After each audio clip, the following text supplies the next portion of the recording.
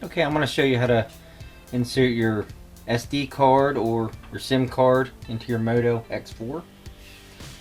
You get your phone, you'll see on top there's a little hole right there. This is the tool that comes with the phone.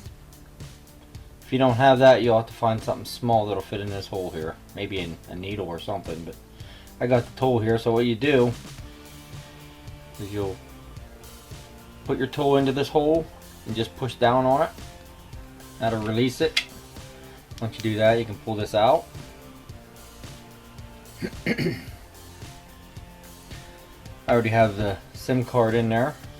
Okay, you take your SD card, stick it in the slot, and get it to fit in there, like so. Gently push it in place. There you go. You have your SIM card here, your SD card there, and all you do is slide it back into the slot with this part facing up. Push it in, it'll lock in place. That's all you have to do.